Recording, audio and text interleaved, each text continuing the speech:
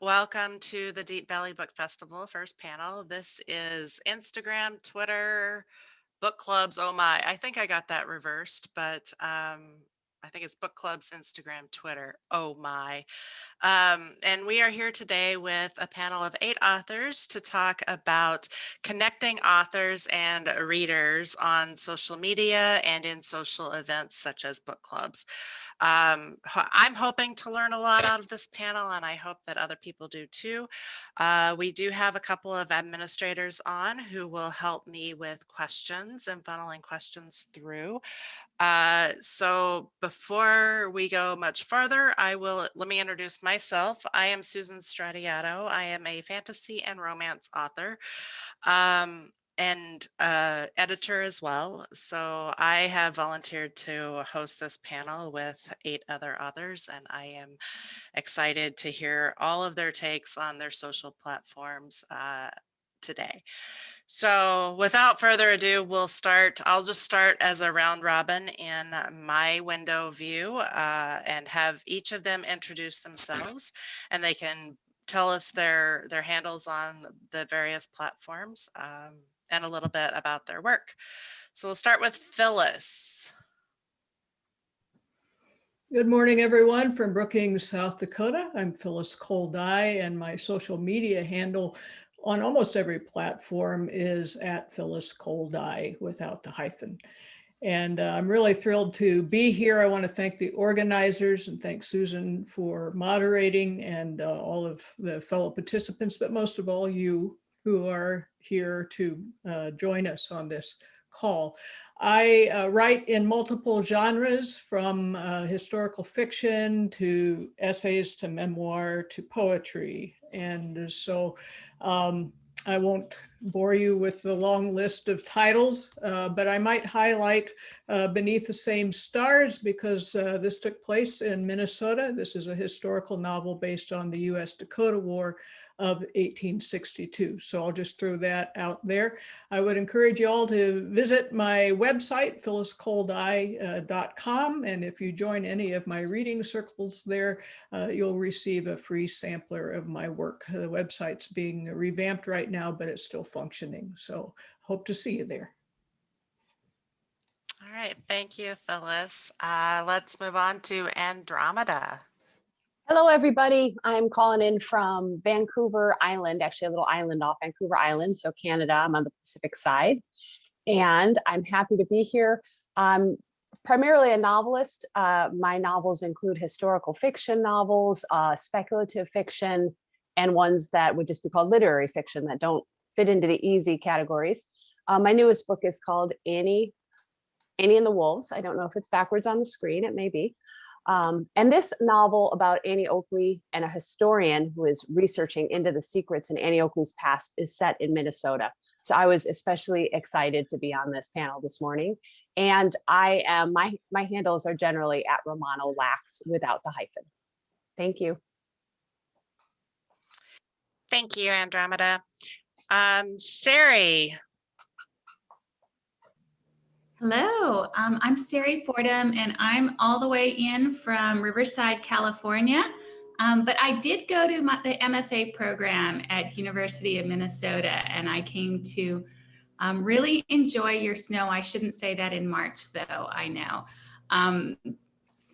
I am a memoirist, and my debut memoir is coming out. It's coming out online. So if you order it online, it'll arrive in April, but in bookstores, it's coming in May. And it's called Wait for God to Notice. And it's about growing up in Uganda during and after the dictatorship of Idi Amin. And it's also a love letter to my Finnish mother, who had really mixed feelings about being a missionary, and particularly being a missionary's wife. I am really fascinated by stories, and I'm really interested in my readers' stories. So on Instagram, I will often ask readers to respond. I wasn't clever enough to come up with really mirroring Instagram handles with Twitter. I'm on Twitter and Instagram, but I'm going to put my Instagram one up on the chat here. So I look forward to kind of engaging with everyone. Thank you so much for having me here. Thank you, Sari. And you're probably okay to talk about the snow today because it's going to be in the 50s and maybe even up to 60 here. So it's crazy, I know, but we're not bitter about it today. Anyway, moving on to Jaye. Good morning. I'm Jaye Viner, calling in from Omaha, Nebraska, where it is also spring, almost, we think. I have blue hair, and today I am wearing a black and white striped shirt. My background is a bright pink wall with black stencils and my book cover. You can find me on Twitter at jviner, and then also Instagram, but there's a hyphen between the J and the Viner. As you can see on my screen, I am a speculative-ish novelist who's parading around these days as a literary writer, whatever we think that means. My debut novel comes out in August. It's available for pre-order right now, and it's about a Midwestern woman who comes from a family that is trying to reform America by putting celebrities on trial for sins against the family. And she decides she wants to start her life over in California, only to find out that the person she's falling in love with was a victim of one of her family's trials.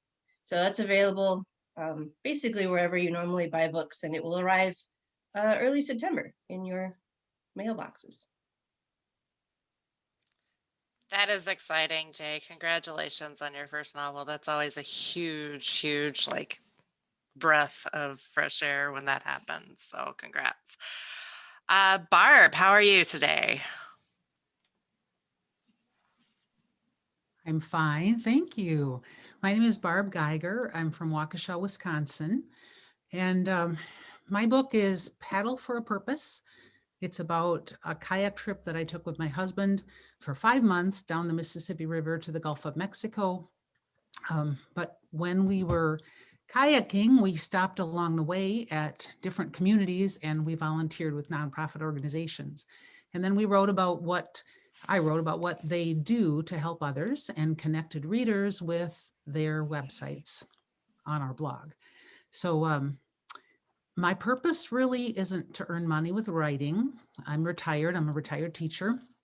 And my purpose is to connect people with the joys of service and to help support services. So all of the author proceeds of our book go to the organizations that we served along the river. I am on a lot of social platforms. I like to join groups, and I like to talk about things like adventure and faith and service, and get to know people through those platforms. And then a lot of times they're interested in our story. The boat that we took down the river was a tandem kayak that we had built ourselves as well. So, there's just a lot of interest in doing that. My handle is at bgeiger1 on most of the platforms. On Facebook, it's barbara.a.geiger. And we have a website, www.paddleforapurpose.net. And on that website, you can see pictures of our trip and the places that we served and the rivers that we traveled. So I hope you enjoy adventure as much as we do. Have a great festival. That is thoroughly exciting. I didn't know that it was a kayak trip when I read your bio, so that makes it even more intriguing. Thank you. Quite interesting. Jim, how are you this morning?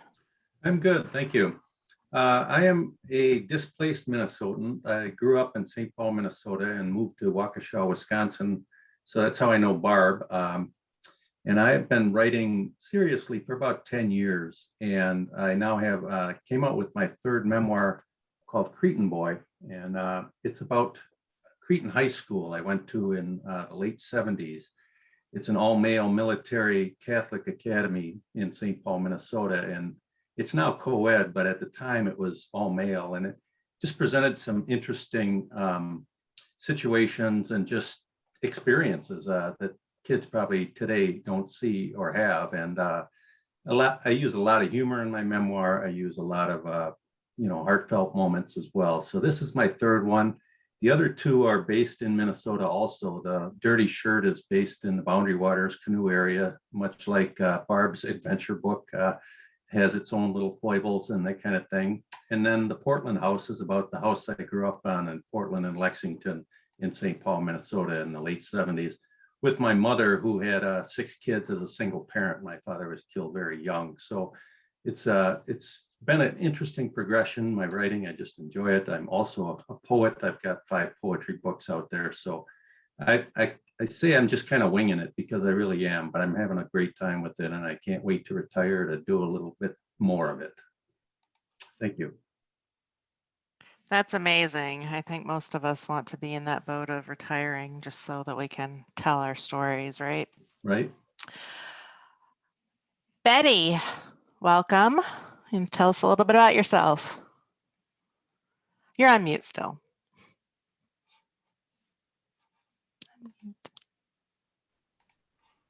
There you go. Can you hear me? Yes.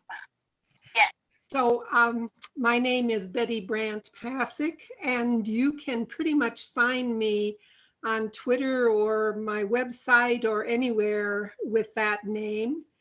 I'm been writing for about 10 years professionally, although I retired from 3M after a career there and did a lot of writing for 3M. My most recent book is Gangster in Our Midst. It was my first novel or attempt at writing a historical novel set in my hometown of Fairbank, Iowa, where for about 60 years, we had one of Al Capone's gangsters, one of his bookkeepers living amongst us. And when I retired, I decided I wasn't quite sure what to write, and I investigated this story and found a bigger story than I ever could have imagined. I've also written 2 other books, a book of memory that turned out to be 400 pages and took 5 years to research. So I also teach classes on how to write your memoir. That seemed to be pretty popular, and they're really a lot of fun and add a lot of diversity to my life, especially sitting at home during this pandemic. I have a 4th book in progress. I decided to make my gangster book a trilogy, so I'm working on the 2nd book and we'll release that this spring. Gangster in Our Midst won an award from Indie Books last year. And so I was really happy to see that, and having a lot of fun bringing this story throughout the Midwest primarily. But it's great to be here today. I've had lots of fun setting up platforms to engage with those who might be readers of this book or might be interested in reading it. And so I have a little bit to share about the success of those platforms today. Awesome.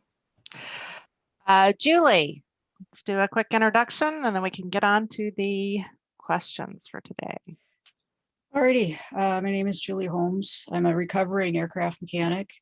I currently have a technical writer day job. Been writing since I was in elementary school. My debut novel is pictured here, Murder in Plain Sight, about an aircraft mechanic who finds a dead body in her plane.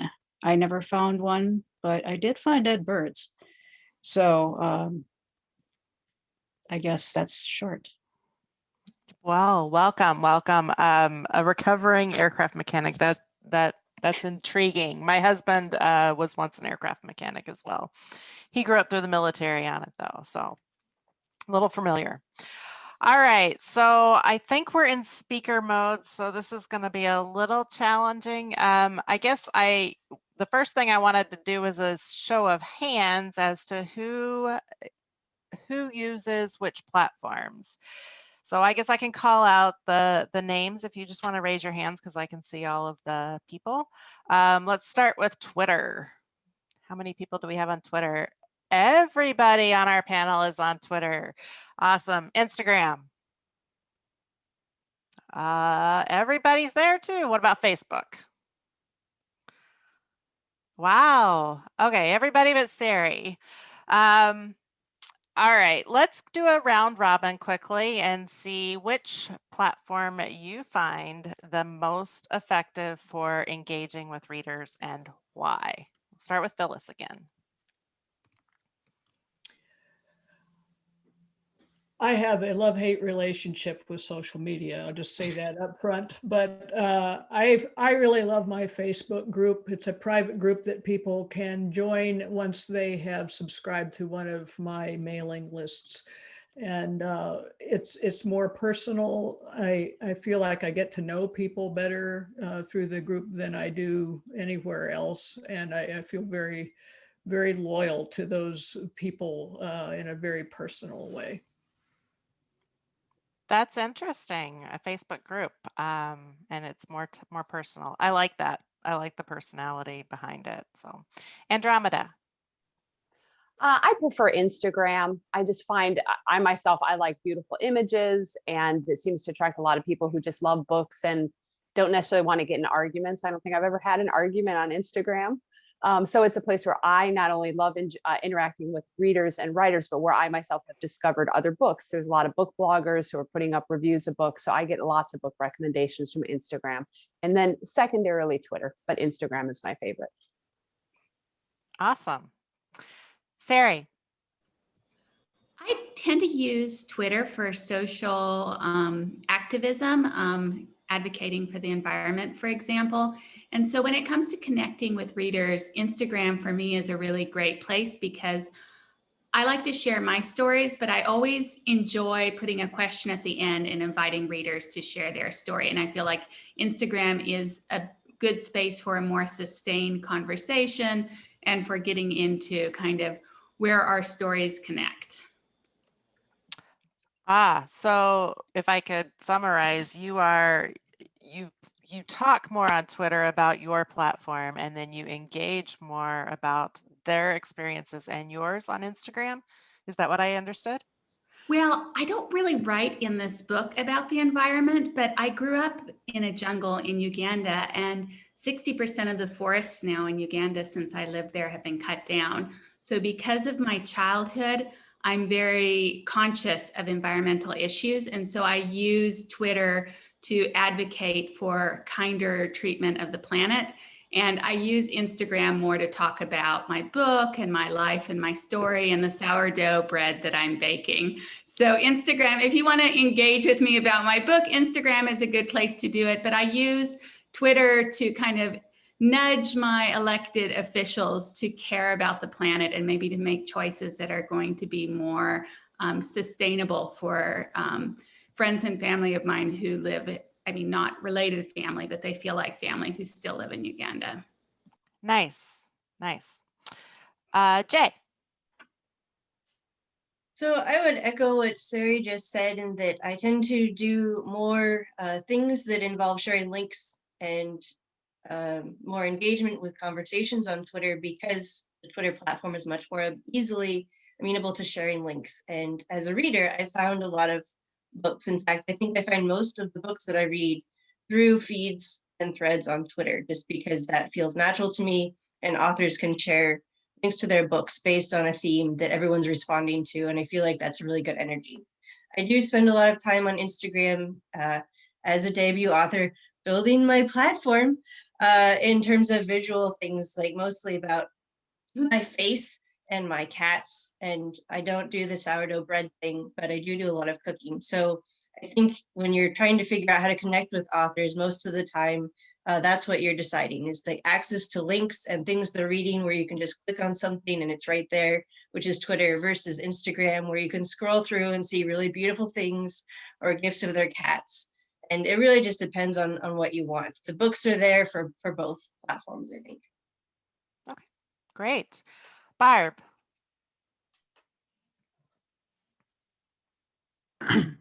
Sorry, I had to scroll over to my button there. I am probably most active on Facebook because of the groups, the interest groups that I'm a part of.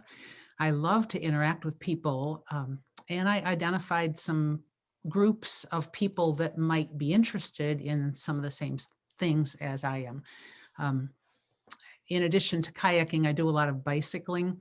So I'm in some memoir groups, some bicycling groups, some author groups, Christian author groups, and kayaking groups, and even boat building groups. So I can connect with people about interests, and then when they find out that I'm an author, they're more interested in the book. And I don't feel like I'm only hawking my book to different groups, because I'm in those groups because I share interests with them.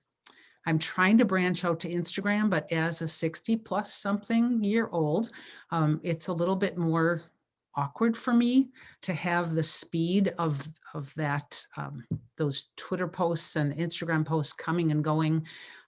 So I'm I'm trying to post pictures and do things on those occasionally. And book clubs is really one of my big things, but I'll talk about that later when that comes Yeah, up. we'll get to that one probably in the next question. So thank you. I tend to agree with you about connecting on an interest level really is a good way to engage with readers, no matter what platform you're on. So I think that's been hit on by a few people here, and I think that's a really good point to bring forward. Jim, what about you? Well, like Phyllis, I have a love-hate relationship with all of it. And I once threatened to get off of Facebook, and my writing coach said, "You can't do that. You have a book, you know, you have to stay on there. As bad as it is, just post what you need to post." Well, I have a bit of a struggle with how much to post is how much is too much. You know, people get sick of hearing about your book, or, you know, how to get your book. And so it's a little bit, you know, kind of give and take for me, but I'm really on all the platforms. I'm on Twitter. I still haven't quite figured out what Twitter does for me, but I have met some really cool writers on there and some other people. So it's another point of contact. And Instagram, one of the things I've found it's been kind of fun with Instagram and even Facebook is taking a photo from one of my trips on my memoir or whatever, and putting a verse in there from the book and just saying, "Get it here," posting that to Instagram. So it's been effective that way to get people at least engaged at, oh, there's a book out there. But it's just a lot. There's just stuff on all different platforms, and they all meet different needs. And my kids laugh because we're old and we're on Facebook and they're on Snapchat and all those other things. But I do what I think is going to be the most engaging. And I think Facebook has been my primary go-to. Nice. Is anybody here on Snapchat for their author platform? No? No, my daughter said that somebody's on TikTok, but I haven't broached that one yet either. Oh, you do TikTok, Jay? Cool. Betty, you mentioned you have a few tips and tricks on this. Let's talk.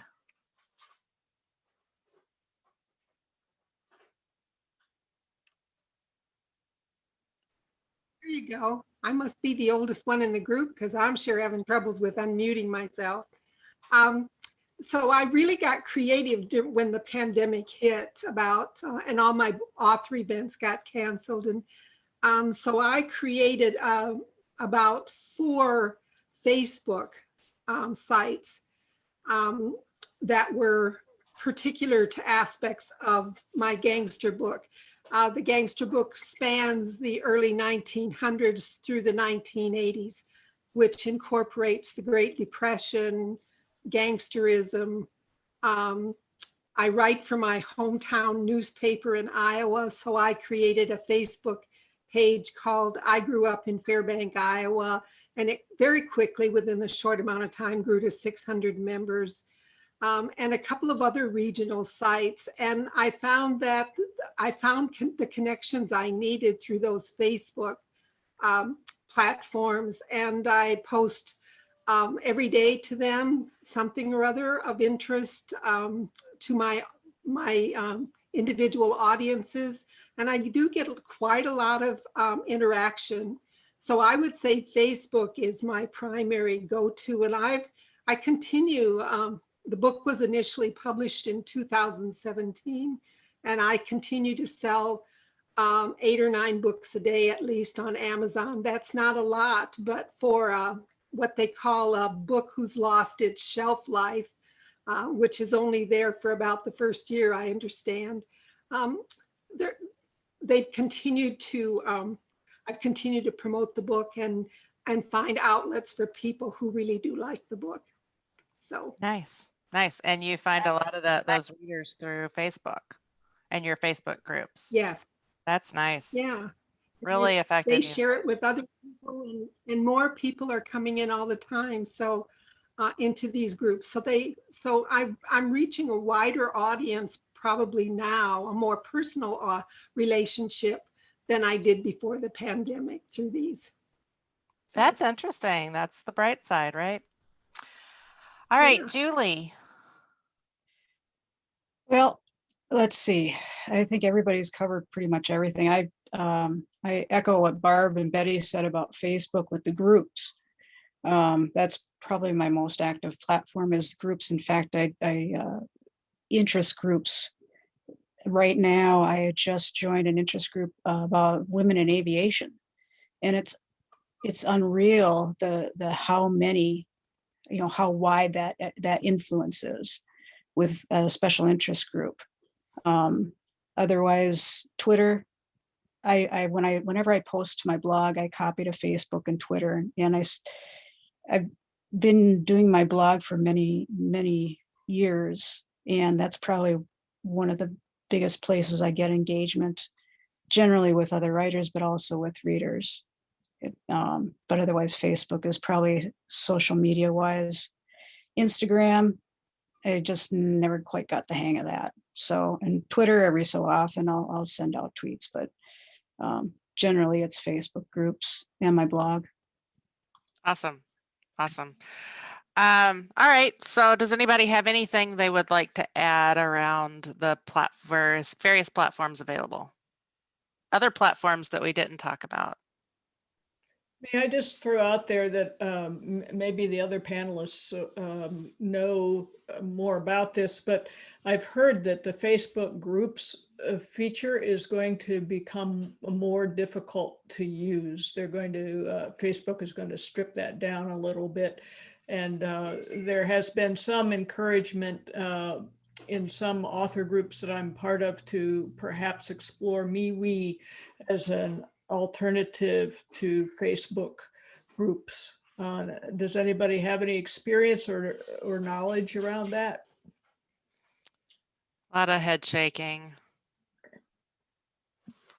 Yeah, I have heard the same thing. I don't know exactly what is entailed in those upcoming changes, but I think Facebook changes everything up about every 2 years, and we start seeing things coming and going. And like the pages used to be a really good way to reach readers as well, and now those are filtered out a little more too. So before we move on to the book clubs, I would say the one thing I'll ask this one, does anybody use advertising on any social platforms, and have you had any success with that?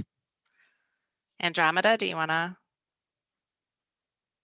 Oh, I've only done it just a little bit, so I don't have anything interesting to say, but I will just throw out newsletters, because it seems like a lot of the authors that I'm interested in nowadays are starting newsletters. I have one too.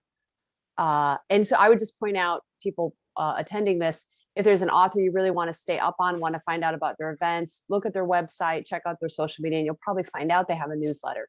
And that can be nice to get those direct messages, because what we're talking about with Facebook, all these other platforms, they have the power to change things overnight, and they can be hard to use, but a newsletter is just something that's going to come right into your inbox. So that's a very good point. I have to write mine today. Jay, go ahead.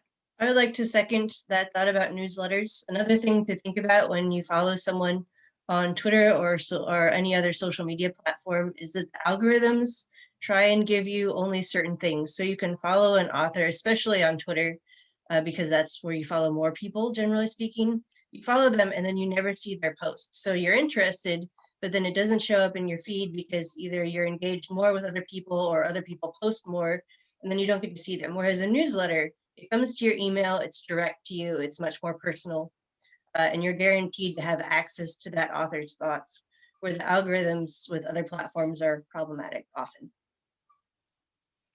True, true. Does anybody have other thoughts on advertising on any of these social platforms? I don't know if people consider Amazon a social platform, but it has a social element to it. And that's the only place where I have had any success with advertising.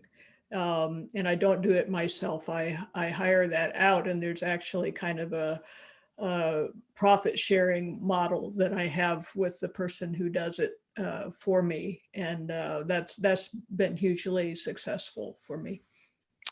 That's a really good tip. Yeah, that's a good tip. Amazon is definitely becoming an advertising platform. I think Facebook is as well. I have heard that if you do an ad on Facebook at the same time you do your Amazon ad, you can drive more algorithms from Amazon through that way as well. So just a little bit if you are exploring that.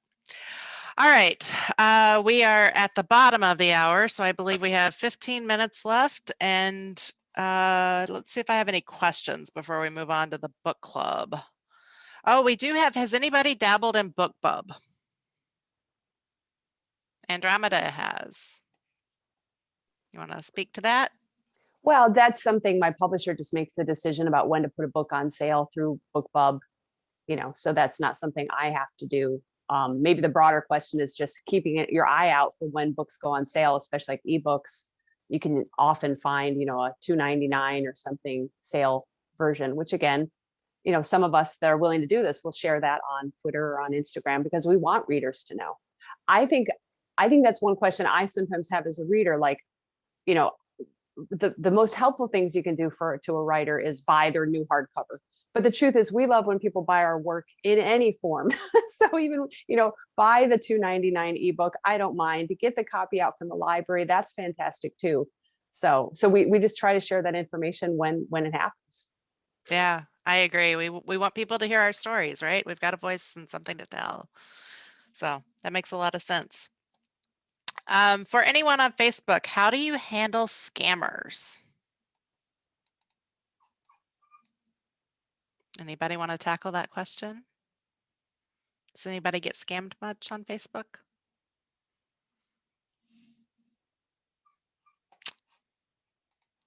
All right. I don't know that anybody here has a good answer for that one. I don't get a lot of scams on my Facebook pages either, so. Mixed opinion on if you should. Okay. Lisa asks, I see a lot of mixed opinions on if you should tag an author in a favorable review on social media or not. Let's talk about that. If somebody's going to review your work on social media, do you want to be tagged? Let's start with Julie and go backwards this time. I guess I've never had the experience of, I don't sit and monitor social media. I don't get a ding and notification every time my name or my book appears in a Twitter, a tweet or a Facebook post, because I got better things to do with my time, honestly, like write. So, but I guess in that sense, I don't really have an opinion. I think the idea of tagging an author would be to drive people who see the post to that person. And so, maybe the thought should be, is it going to help traffic to whoever I'm tagging? If the answer is yes, well, then maybe it's a good idea. Good. Betty?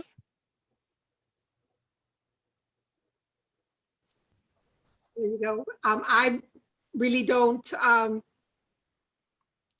guess I really don't know that I'm being tagged on. So, I'm going to have to check into this more, but I'm not aware that I'm being tagged on comments. So I guess I'll pass. I don't really know. Okay. Jim?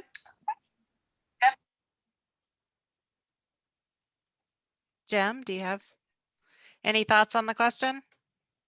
I don't get a lot of that either. I mean, what I have done on Facebook, and this is interesting discussion because Facebook groups is something I never really thought of.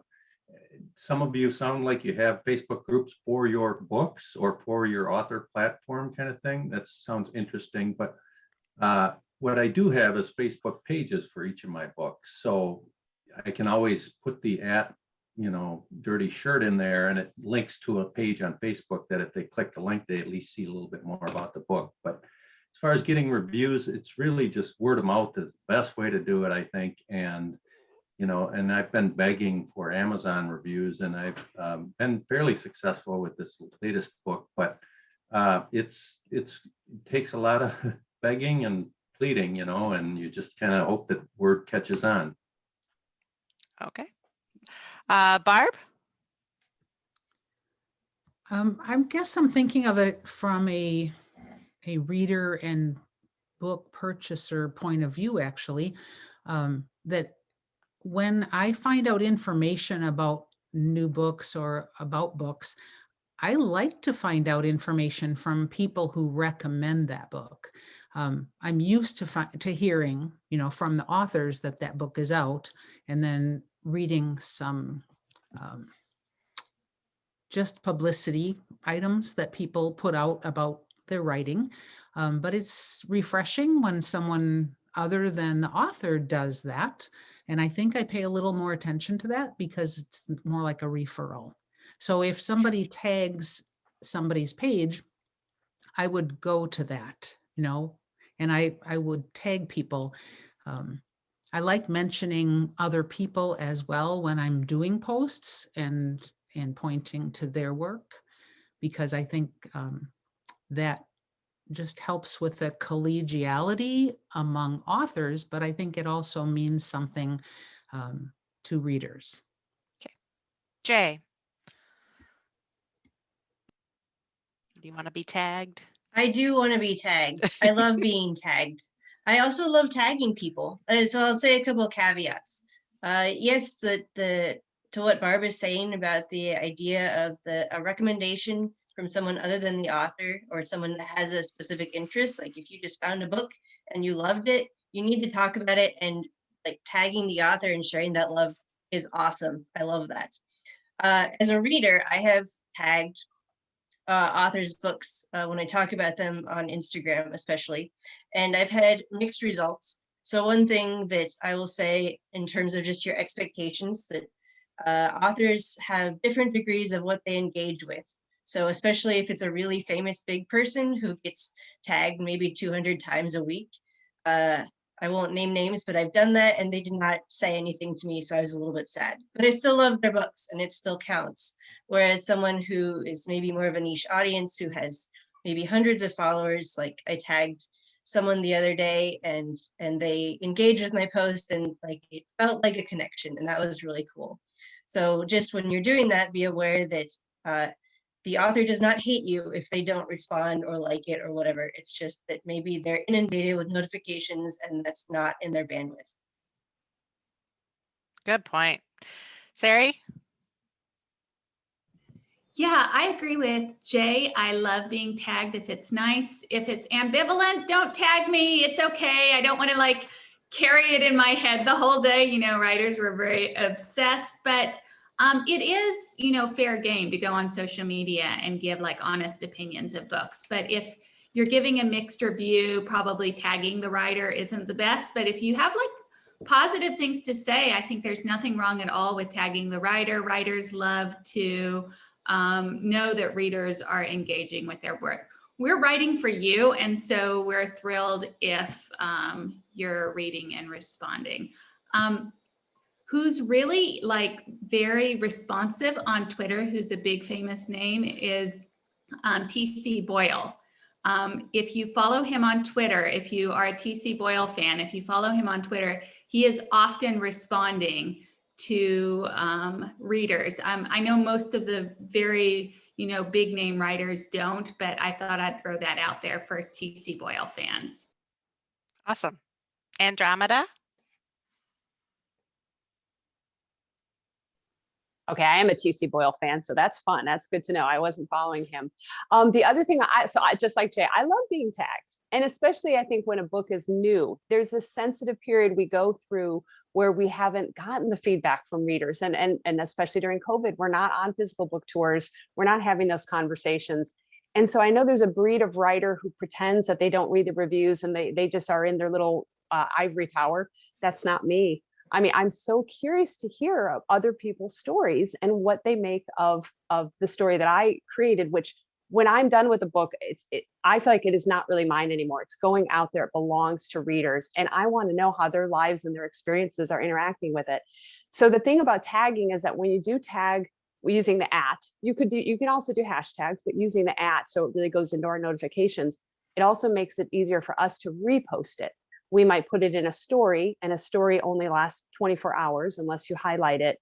But that's often what I will do. I'll put it in a story. And I love seeing that. I love seeing photos where people have, whether it's with somebody's cat or a beautiful setup with a cup of coffee.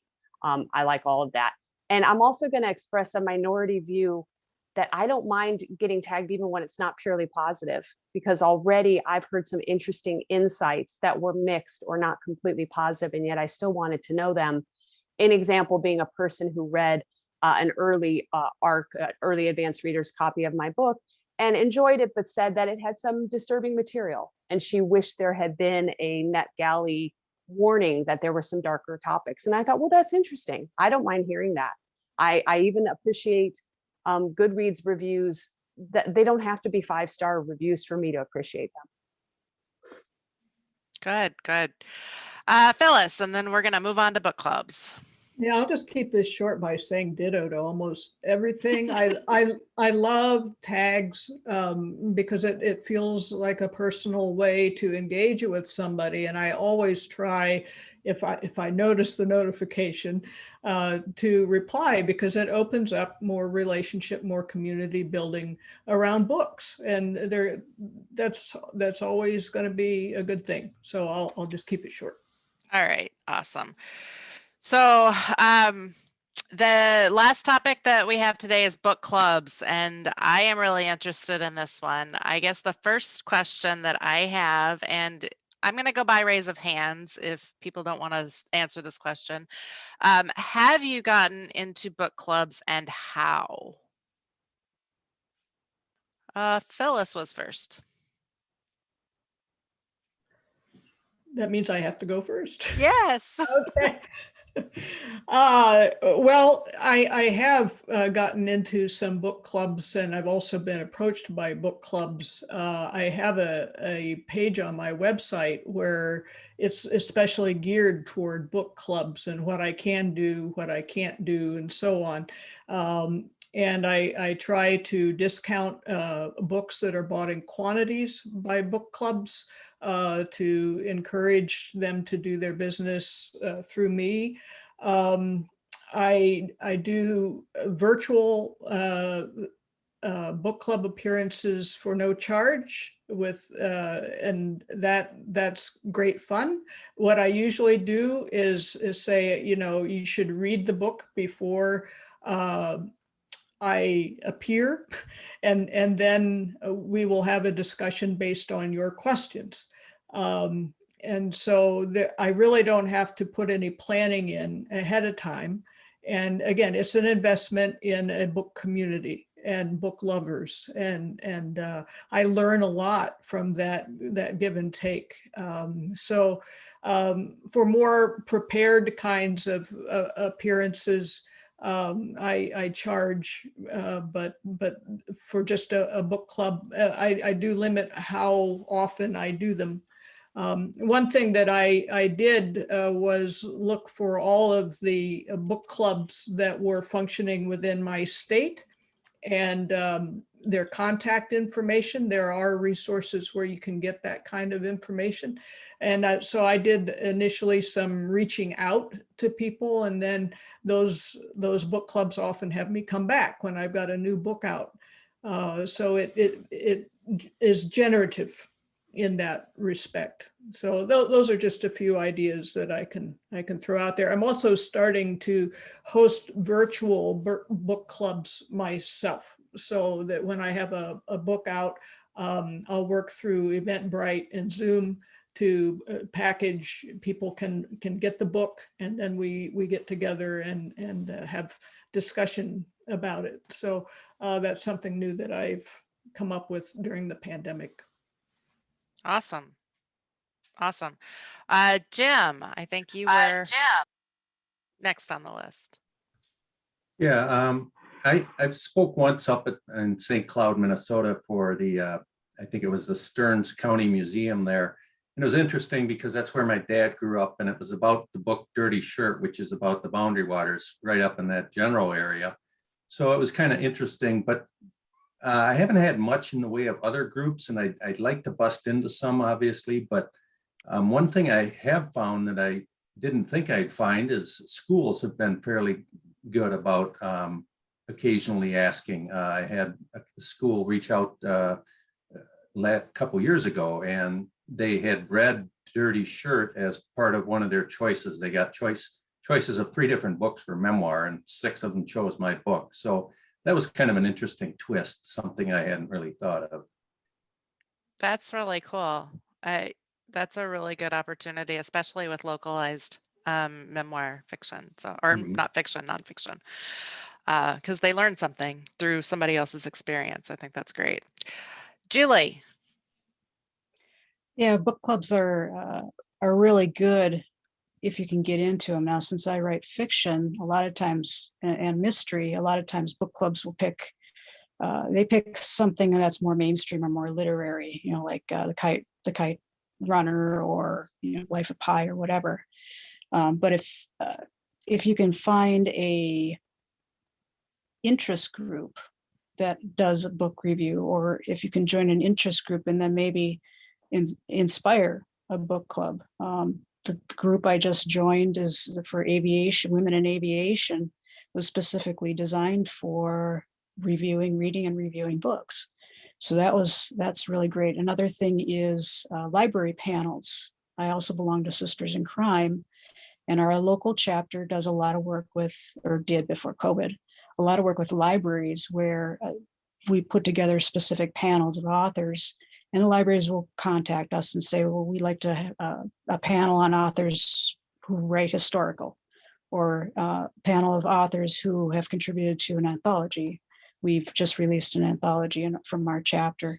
So libraries, in that respect, if you joining a group that offers libraries that sort of opportunity is really good. Awesome. I think the libraries, I know my local library here has a section where you can actually buy a bundle, or not buy, but pick up a bundle for your book club, which is kind of nice. So that might be something that other authors would like to look into with their local libraries as well. Jay, you had an interesting thought on a book club guide. You want to speak to that? Oh, yeah. So I know that many authors, either on their website or even sometimes in the backs of the books, will have discussion guides, or sometimes even like a cocktail guide and questions and interviews in a PDF for book clubs. And so I, as a debut writer, I have not ever had the chance to do a book club yet. Although I did just join a new platform called Book Yaya, which is designed to link up either libraries or book clubs, or basically anybody that wants to host an author for an event. So I'm excited about that. I think it's very new, but you can kind of set up your profile, and then people can find you there, basically, if you want to do an event, which is great. But I'm writing my book club guide now. And so I have examples, as I said in the chat, but I've never been in a book club, mostly because my options are limited in Omaha in terms of book clubs. But so I'm curious about what makes a good guide, or what people want to see when they're in a book club and the author is either present or just present on the page, and what that looks like. There's a lot of options, it seems like. Does anybody else on the panel have ideas on what makes a good guide? Andromeda. Well, so I can speak to this as both author and reader. So I'm in a book club, and we do like to see some questions, but I have to say one of my favorite things is when there are a couple recipes, either drink recipes or food recipes. And back when we met in person, I would sometimes host and make the recipe that the author suggested. So I enjoy that. As an author, I am invited to book clubs. And one of the recommendations I give people, generally they'll write to me, they'll just find my email and email me 4 to 6 weeks ahead of time.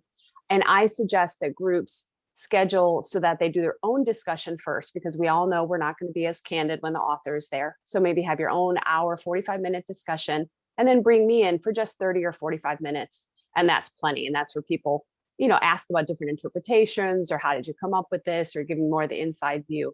So that's my recommendation to people thinking of asking authors. And I will just say, as a reader, it's so funny how we can be hesitant and assume that authors don't have the time or don't want to be contacted, when what I know from my author friends is that they love to be contacted. Because as Phyllis said, it's really not the same work as preparing like a lecture. It's really just Q&A, and especially if you keep it to 30 minutes, it's not, I can't do all of them, but I can certainly slot in a certain number per month. Nice. Does anybody else have a book club experience they'd like to talk about? Barb. And Betty, we'll get to you next. I have found, as in the other things we talked about, that relationship is a really important thing in book clubs. And I think that's the reason I love it the most, because when I'm spending time with a book club, I'm getting to know those people. And so I have some slideshows that of various lengths that I can do of our trip, and then it just gets people interested in the story. And then a lot of times I'll offer to do book clubs, and we will travel to book clubs as well. The pandemic has made that a little more tough, but we traveled up to northern Wisconsin, and we did an outside park book club, socially distanced, and we brought the boat, and then people got a chance to paddle the boat in the lake if they wanted to. So it's kind of nice, because then it's more like just getting to know one another, and there's no pressure to buy a book. And then people who have already read the book are telling other people about it. Just 2 weeks ago, I went to a snowshoeing event that my college alumni group held, and someone was talking about my book to someone else, and it ended up being a book club offer for my college alumni book club. So I think one thing leads to another with me, and it's all the relationship. Church book clubs, people who are interested in paddling. My husband and I helped open a kayak ramp on our river at our park downtown. Our community purchased a disabled accessible ramp. So I offered for us to go help with that event and to help raise money for that. And then we got some information about book clubs from that. So I think just finding people who are interested through relationship has gotten me into a lot more than advertising could have. That's a really good point. Relationships, I think, in social, in personal social, in person or external or online social, are all what's key to this underlying, or this space. So I'm gonna let Betty speak once, and then we're probably gonna have to wrap up. I could probably talk to you wonderful authors all day long. But we do have a giveaway that Rachel will host here at the end. So Betty, would you like to talk a little bit about your experience with book clubs? So writing a gangster book, just by the title, people are afraid to read it. I mean, groups are afraid to read it because they think there's going to be a lot of murder and, grotesque descriptions in it. So that's something I've had to work my way through. A number of groups have read the book, and I created 2 versions of a summary to get people through this book. And it's downloadable from my website. One is just a really quick and dirty, take you through the book. I mean, you can do it very quickly and very easily. If you really want to read and study this book for all of the historical value of it, I've written a second one longer. Where was the main character? Where was his head at this point? And in another chapter, how had his attitudes changed? So it more deliberative, more conversation, more thoughtful look at the book and the historical value to it. I will tell you that I've been asked some really difficult questions in these book groups, like, how dare you write about my relatives? And I got through that by saying, I'm really just retelling an old story. And this has all been publicized, but it was, many years ago. And I'm just retelling an old story, but you really do, in those intimate settings with book clubs, you do get some questions that you have to field and figure out on the spot how to answer. So if anyone wants to look at my website for those two questionnaires that take people through my book, just go to my website under book clubs, and that's where they're posted. Awesome. Thank you, Betty. And thank you everyone for participating here. It's been a great discussion, and there's probably tons more that we could unpack here, but we are on a schedule. So I'm going to turn the floor over to Rachel to help us with the drawing for the winner out of this panel. Yeah, thank you so much, Susan. That was really a fun discussion to be a part of. So thank you, Susan, for moderating, and thanks to all of you for all of the panelists for being part of this too. I kind of don't have the winners right in front of me right now. Oh, so there was a little technical issue. They were emailed to me, and my email is not super fast. So I know Danelle is in the chat. So I don't know if Danelle would be able to just write the winners of our book giveaways in the chat, and I can announce them and make sure that people know the books that they won. So for every panel and workshop that we do today, we will have a book giveaway after everyone. So for the people who are actually attending, so for that, you do need to be present to win. So that's a little incentive that we will always have that giveaway at the end of every session. I think the next session coming up is actually me. So I'll be giving away a copy of my memoir at that session. And then there's all sorts of sessions coming up later today too. So I hope you can all stick around and attend the different panels and the different workshops. So it looks like Danelle has the first winner here is Joyce Stivey. Sorry if I'm not pronouncing that correctly, but she's going to win. She wins Phyllis's book, Beneath the Same Stars. So congratulations. Rebecca Novak is winning Wait for God to Notice, Sari Fordham. And Pamela Cameron is winning Murder in Plain Sight by Julie Holmes. And what we want the winners to do, here's another one, Melinda Emery, Paddle for a Purpose by Barb. So congratulations. We need the winners to email your mailing info to this address here. Let me write that down, bookfestival.com, info@deepvalleybookfestival.com.